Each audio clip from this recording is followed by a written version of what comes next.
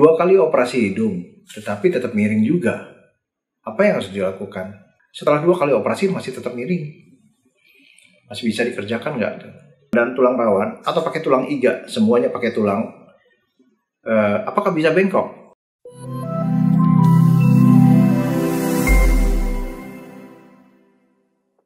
Dua kali operasi hidung, tetapi tetap miring juga. Apa yang harus dilakukan? Jadi ada pasien datang saya konsultasi setahun yang lalu, dia pernah operasi hidung 2 kali dalam jarak 1 bulan. Kemudian setelah operasi pertama dia lakukan operasi lagi. Kenapa? Karena hidungnya miring. Setelah 2 kali operasi masih tetap miring. Masih bisa dikerjakan nggak? Karena pasien bertanya, apakah memang hidung saya miring, aslinya miring, sehingga tidak bisa lurus. Nah, kita mesti cek dulu. Pertama, apa yang dilakukan waktu itu? Jadi khas sekali yaitu melakukan implan L. Jadi di sini dikasih implan dan di ujungnya juga dikasih implan, sehingga kelihatan sih implannya dari luar. Kemungkinan implan maksud saya dari luar. Kenapa? Karena kulitnya tipis. Di sini tipis dan di sini juga kaku dan tipis. Jadi sudah mulai berkilat.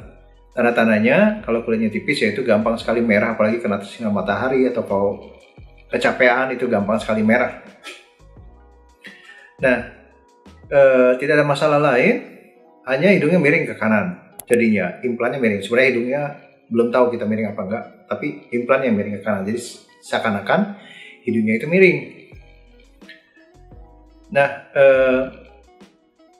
yang perlu dilihat juga yaitu ketebalan implan. Kalau saya raba-raba, implan di sini ketebalannya sekitar 4-5 mili mungkin. Kemudian bagian ujung hidungnya juga kulitnya menipis, kelihatan berkilat. Ini agak tajam memang ujung hidungnya. Terus kaku. Di sini kalau dipegang dia kurang lentur. Itu kelihatan berarti implannya tinggi dan bagian bawahnya ini benar-benar sampai ke bawah gitu, sehingga dia bisa menopang ujung hidung supaya lebih tinggi. Kalau dari bentuk sih bagus sih sebenarnya, tingginya bagus. Cuma karena miring, jadi pasien nggak pede. Nah, kenapa? Biasanya karena implannya tinggi, dia menekan kulit.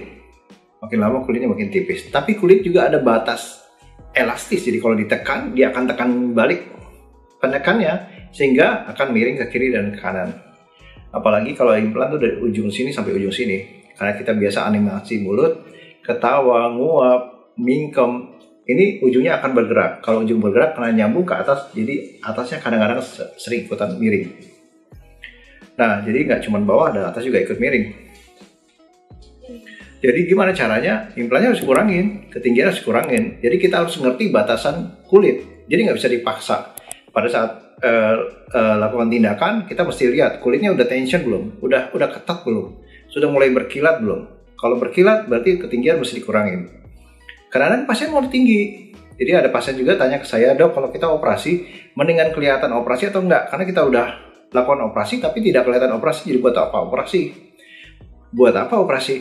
Kalau saya melihat kita mestinya lebih baik tanpa kelihatan operasi. Jadi yang paling penting itu tanpa kelihatan operasi. Tapi terserah, itu masing-masing pendapat orang. Ada orang yang kepengen, dok kalau bisa saya kelihatan operasi gitu. Tetapi biasanya kalau kita paksa akan terlihat kelihatan operasi, tetapi hasilnya ke depannya biasanya kulitnya akan tipis sehingga merusak bagian kulit. Apa yang harus dilakukan? Kita harus kurangi ketinggian implan sehingga aman buat kulitnya, tidak ada tension ke kulitnya, tidak ada perlawanan dari kulitnya sehingga mendorong implan itu ke kiri atau ke kanan. Dan saran saya lebih bagus mengganti kombinasi antara implan dan tulang rawan. Jadi implan tidak sampai ujung sini. Jadi kalau kita gerakan-gerakan di ujung hidung tidak mempengaruhi atas. Jadi tarikan-tarikan di bawah tidak akan mempengaruhi atas. Jadi atas berbeda sama yang di bawah. Jadi lakukan kombinasi implan dengan tulang rawan, jadi diganti. Tetapi ada pertanyaan juga, apakah mungkin gara-gara tulang saya memang bengkok? Nah, untuk lihat tulang bengkok, kita mesti lihat ke dalam lubang hidung. Biasanya bengkok tidak hanya bengkok dari luar, tapi di dalam juga akan bengkok. Jadi ada ada septum atau bagian sekat hidung yang bengkok ke kiri atau ke kanan, kita masih cek. Bisa dilakukan tes juga, bisa dilihat ke dalam dan bisa dilakukan tes nafas, ditekan kiri atau kanan mana yang lebih sempit. Biasanya ada bengkok, namanya septum deviasi. Selain ada congka yang membesar kiri dan kanan, tetapi kita bisa lihat septum deviasi. Nah, septum itu adalah tulang rawan yang bagian lembutnya di sekat hidung. Ke bawah lagi ke dalam ada ethmoid. Nah, ethmoid itu kita mesti lihat, nggak bisa lihat dari lihat langsung, nggak bisa, mesti pakai alat atau pakai CT scan. Nah, bengkok itu bukan cuma hanya di dalam, tapi bisa tulang ini juga, tulang ini bisa bengkok kiri atau ke kanan. Jadi pakai implan apapun, pakai apapun, kalau pondasinya bengkok, itu kita akan tetap bengkok, akan tetap miring. Loh, tadinya nggak kelihatan bengkok, kenapa sekarang kelihatan bengkok? Bisa jadi, semakin ditonjolkan, semakin akan kelihatan.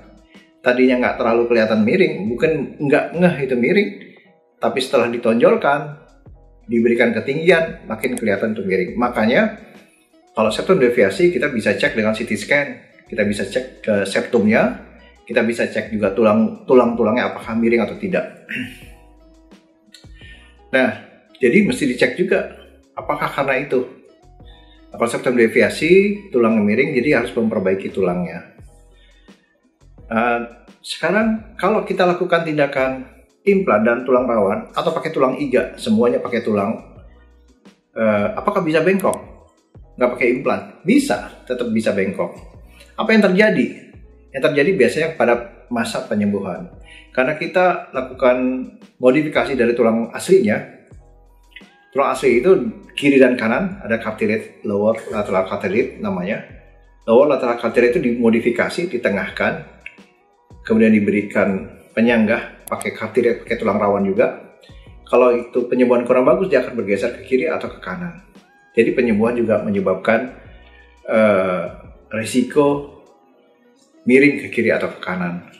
Jadi apapun operasi, mau pakai implan, mau pakai tulang rawan, bisa tetap ada risiko miring ke kiri, ke kanan.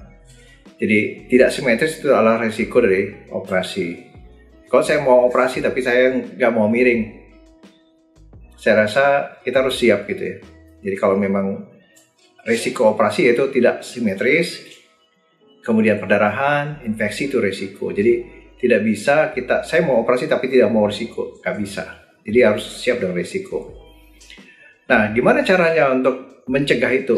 Pertama, Anda berkonsultasi sering mungkin kalau perlu, atau sejelas mungkin kalau perlu, sehingga Anda tahu bagaimana mencegah itu. Misalnya tinggi implan, jangan terlalu tinggi, jangan maksa dokternya kepengen tinggi kayak bule gitu. Yang kedua yaitu persiapan sebelum dan sesudah operasi. Jadi sebelum operasi kita jangan merokok, itu mengganggu penyembuhan. Stop rokoknya. Kemudian aspirin, vitamin E yang membuat bengkak. Bengkak itu mengumpul darah di dalam. Itu bikin penyembuhan juga terganggu. Kemudian setelah operasi juga dijaga. Kebersihan itu paling penting untuk dijaga supaya nggak infeksi. Jadi sering-sering bersihin. Nanti saya buatkan video khusus untuk gimana cara bersihin hidung pasca operasi. Yang penting yaitu konsultasi sejelas mungkin risikonya dan apa cara-caranya untuk mencegah kemungkinan terjadi risiko itu. Ya, persiapan sebelum dan sudah operasi juga penting sekali. Nah, kapan bisa dilakukan perbaikan jika miring? Kalau saya biasa di atas 6 bulan, 9 bulan atau 1 tahun. Bahkan mungkin 2 tahun. Jadi tergantung dari kualitas kulit pada saat pemulihan. Itu saja, mudah-mudahan membantu. Terima kasih.